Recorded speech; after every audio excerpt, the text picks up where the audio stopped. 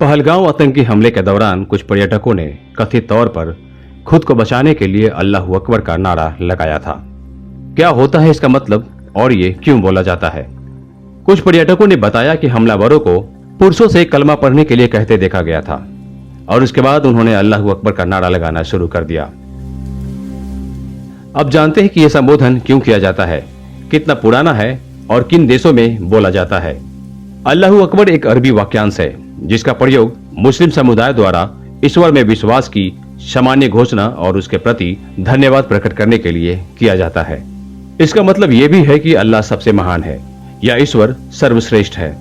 यह इस्लाम धर्म का एक महत्वपूर्ण नारा है जो विश्व भर में मुसलमानों द्वारा कई अलग अलग तरीके और अवसरों पर उपयोग में लाया जाता है।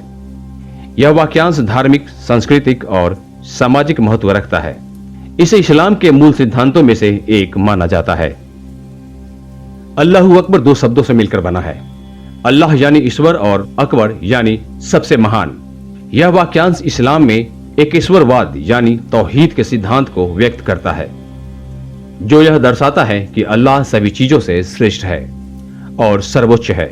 यह मुसलमानों के लिए हमेशा बोला जाने वाला वाक्य है कि ईश्वर की शक्ति और महिमा हर चीज से ऊपर है। इस वाक्यांश का उपयोग कुरान में नहीं मिलता, लेकिन यह हदीद पैगंबर मोहम्मद के कथन और कार्य और इस्लामिक परंपराओं में बार बार प्रकट होता है। यह इस्लाम में तकबीर के रूप में जाना जाता है, जो नमाज, सलाह, हज और अन्य धार्मिक अवसरों पर बोला जाता है। उदाहरण के लिए नमाज की शुरुआत में तकबीर तहरीमा यानी अल्लाह अकबर कहकर नमाज शुरू करना जरूरी है। यह इस्लाम में विश्वास और समर्पण का प्रतीक है। अल्लाह अकबर की उत्पत्ति इस्लाम के शुरुआती दौर यानी 7वीं शताब्दी में मानी जाती है। यह वाक्यांश पैगंबर मोहम्मद के समय से ही उपयोग में था। हदीस के अनुसार पैगंबर ने विभिन्न अवसरों पर इस शब्द का उपयोग किया, विशेष रूप से युद्ध के समय और धार्मिक अनुष्ठानों में। इस्लाम के शुरुआती युद्धों जैसे कि बदर और उहद की लड़ाइयों में मुस्लिम सैनिक अल्लाह अकबर का नारा लगाकर अपनी एकता और विश्वास को व्यक्त करते थे। इस तरह से ये दो शब्द न केवल धार्मिक बल्कि सामाजिक और सैन्य संदर्भों में भी महत्वपूर्ण बन गए। इसकी उत्पत्ति 1400 वर्ष से अधिक पुराना माना जा सकता है, जो इसे इस्लाम के सबसे प्राचीन और कालजयी नारों में से एक बनाता है। प्रत्येक नमाज में अल्लाह अकबर का उपयोग कई बार होता है, विशेष रूप से रुकनों, नमाज के विभिन्न चरणों के बीच। यह नमाज की शुरुआत और बदलाव के बीच एक संकेत है। मस्जिदों से नमाज के लिए बुलाए जाने वाले नमाज में अल्लाह अकबर 4 बार बोला जाता है, जो मुसलमान को नमाज के लिए बुलाता है। तीर्थ यात्रा के दौरान विशेष रूप से तवाफ यानी काबा के चारों ओर चक्कर लगाना और अन्य अनुष्ठानों में अल्लाह अकबर शब्द बार बार दोहराया जाता है।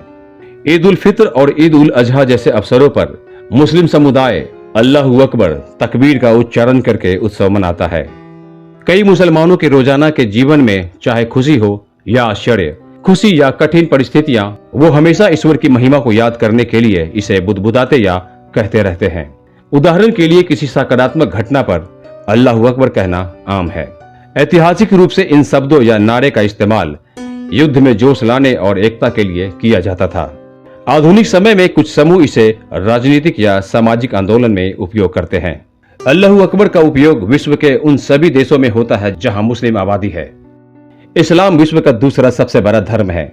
करीब 190 करोड़ मुसलमान 50 से अधिक देशों में फैले हुए हैं। कुछ प्रमुख देश जहां अल्लाह अकबर नियमित रूप से बोला जाता है, उनमें खाड़ी के देश, अफ्रीकी देश और एशियाई देश शामिल है। हाल के दशकों में अल्लाह अकबर का उपयोग कुछ चरमपंथी समूहों द्वारा हिंसक गतिविधियों के दौरान किया गया है, जिसके कारण इसे कुछ क्षेत्रों में नकारात्मक अर्थों में जोड़ा गया है। इस्लामी विद्वान और समुदायों ने बार बार इस बात पर जोर दिया है कि अल्लाह अकबर का गलत उपयोग इसकी पवित्रता को कम नहीं करता।